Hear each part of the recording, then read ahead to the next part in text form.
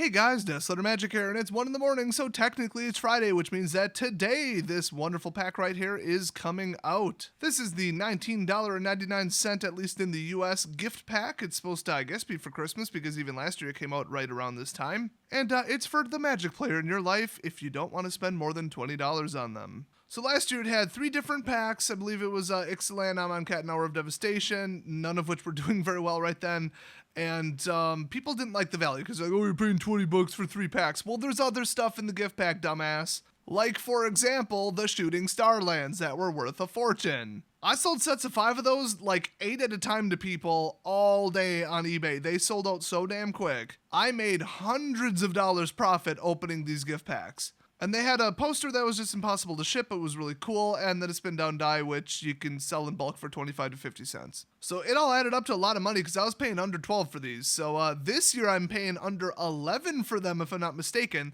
They've gone to 4 packs, all the same from M19. Yep, I wish it was almost any other packs than M19. That set's not doing great. Never was. Core sets are garbage. That's why they got rid of them in the first place. Oh, price-wise, design-wise, they're wonderful, but price-wise. Well, this time around, they pulled all the stops. They made it 4 boosters instead of 3, which is, pretty significant if it was an M19. And then they took the nuclear option, which is removing the poster. And also adding 5 cards that you can play in standard, and this is the only place you can get them because they're not in boosters. Oh, because customers responded so well when they did that for Dragon Con like a million years ago, and it went over so well with Nexus of Fate. Good job, guys. I think by like the year 2021, if the game's even still around, you'll have to drive to Mark Rosewater's house on Halloween and trick or treat at his door to get a standard legal card. Like, they're making it harder and harder and harder, more hoops to jump through, more money to spend. Eventually, it's just like, screw it. You just won't be able to get the cards you want unless you buy them from like a scalper online. Huge mistake, huge black eye for Wizards. Everybody hates this. That said, is it a good value? Well, to be perfectly simple, those dice are usually $2 retail. I've seen them as low as $1 retail, and then wholesale, they're like 50 cents. So we'll just say 50 cents, be super conservative. Now I got your 4 packs of M19. Let's just pretend that those are still $3.99. They're not EV-wise, but retail, I guess they are. Depends where you buy them. So that adds $4,444 to the price. So we're at $16.50. You get some foil lands that I do believe are exactly the same ones that are in M19, so should I even add anything for those? Foil lands aren't good. They're not good. They screw with your shuffling. They're not a good idea, and they curl.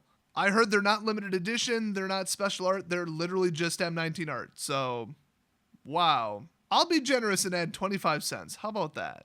I'm probably just going to sign them all with a Sharpie and then send them out to all my patrons as like a white elephant gift / Christmas prank. Holy crap. Desk clearly does not have enough money to send out something cool this year. Okay, so we're at $16.75 and this costs $20. Can we make up the additional $3.25 with these front cards? I'm going to say yes, but barely. I mean, I wouldn't call them bulk. They're very playable, but they're very high. I'm going to look at all of them later and show you guys what each of them do in case you didn't see the first reveal like months ago. But I would say that, yes, you probably do have above $3 there, potentially. So overall, M19 blows, not really the pack you want to be opening. These front cards are a gamble. They're a pretty smart investment, in my opinion. Little bit of a long shot, but the return would be insane if one of these blows up. But wait, I'm not going to miss a chance to say I told you so, because guess what they just announced is inside? That wasn't on the initial list when they first announced this. Seriously, try and guess. It's not that hard. It's a code for Arena. So I don't believe you get the 4 boosters because that would be crazy, but you get the front cards. Now, can you redeem more than 1? They didn't specify. Thanks for that, Wizards. And remember, you can open M19 until the end of time. You will never open one of these because they're not in the boosters in paper or digitally. So if you wanted 4 Angelic Guardians, you have to burn 4 rare wild cards on it. So getting at least 1 for free for that code, ooh, and then you get all of them. So it's like, hey, there you go. If they bring Brawl to Arena, these would be pretty good. I mean, even in Singleton, these are pretty damn playable. Yeah, I think that code card puts it over the top, and I think it's going to be like $2 or $3 on eBay. I really do. So for me, what I'm paying for them, oh my gosh, Merry Christmas, I'm going to pocket hundreds on these. I ordered a lot. Like, I order a lot of Magic product from my distributor, but like, I'm not like Rudy where they're like, hey, would you like a semi-load full of these? We need to get rid of them. Like, I'm not that guy they call because I'm just not that guy. But when it comes to gift packs, I mean, I think I ordered like well over 100 of them last year and made some serious bank on it. This year it looks even better. So, yeah, should be interesting. Everybody's going to want one of these codes, so I actually think that these are going to sell pretty well just so people can pick up the rest of them, and then they're just going to open their packs and hopefully get some cool... There's some 10-plus cards in M19, Planeswalkers and stuff. There's some really good stuff in there.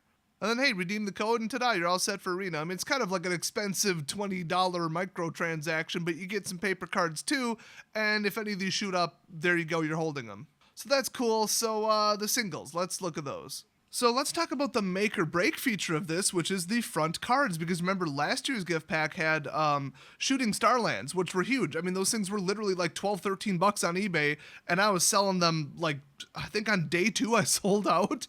I mean, people were just buying like 8 at a time and stuff, like times 5. So are these good enough? Well, you might have noticed they cost 6, 7, 6, 6, and 7. So when you get up there, I mean, I always tell people the difference between 3 and 4 mana is not the same as the difference between 6 and 7, because you start with 7 cards. You just basically start the game with automatic lands, sort of. So it's virtually a given that you'll get to 3, but then it's harder to get to 4 because only 1/3 of your deck is lands, and then it's even harder to get to 5 because that's 3 turns later from that on average, and there's no guarantee. And then you start getting up into 6 and 7, and it's like, forget it if you're not running ramp. So every single one of these is virtually unplayable, at least as a 4 of, without ramp. So with that in mind, let's look at them. So we got Angelic Guardian, flying. Whenever one or more creatures you control attack, they gain indestructible till end of turn. This doesn't have to attack, and it includes itself, and it's until end of turn, not end of combat. So that's crazy. You get this out, you just win the game. You just swing away with a bunch of lifelinkers and win the game. And Angel Tribal, oh my gosh. So yeah, this is a pretty nuts card. It's just a shame it costs 6. So next up we got Angler Turtle. It's not exactly Carnage Tyrant, but it's a 5/7 hexproof for 7, and that ability is crazy. Creatures your opponents control attack each combat if able. They're going to lose 1 creature per turn just from this thing blocking. So this is pretty narrow. I don't know what people are playing these days that this would go in, but it's kind of cool. Next up, insane card here, Vengeant Vampire. Not only will it get, passive vampire boosts and whatever, but it's a 6-cost 4/4 lifelinker, and when it dies, destroy target creature an opponent controls and you gain 4 life. So swing away with this every turn. It's really that simple, and this thing will take something down with it. It's like a better version of Ravenous Chupacabra for 2 more mana, which means obviously not better. It's a better version, but it costs 6, so it's not a better version. Can't reiterate that strongly enough. But yeah, this thing's crazy. Absolutely crazy. Then we got Immortal Phoenix. There's cards like this that are popular right now, in case you didn't catch it. Arclight and that other one. So it's a 5/3 for 6 flyer. So, I mean, 5 damage for 6 in the air. Okay, I mean, it's kind of more like a blue card. But when it dies, return it to its owner's hand. Straight up, and then all you have to do is recast it. So this thing is not going anywhere. Once you get to 6 consistently available mana, that's it. Game over. Unless they can exile this or do something, pin it down, I don't know. It's going to be out there for a while. It is really easy to destroy, but if you have 6 mana and nothing better to do, who cares? And then we've got, let's see, yeah, Rampaging Brontodon. This is the most reasonable because you can get to 7 a lot easier in green. But, oh, and it's a dinosaur, so Dinosaur Ramp. There you go, the whole block of Ixalan. But it's a 7/7 for 7 Trampler, except it's not, because when it attacks, it gets +1/+1 until end of turn for each land you control. Not basic land, not forest, each land you control. So if you naturally cast this, which would be pretty damn hard, you could get 14/14. So, like I said, not exactly Galta. I mean, it's going to come out later, but it's almost like another Galta. And that card's like, what, 10 plus right now or something? At one point it was.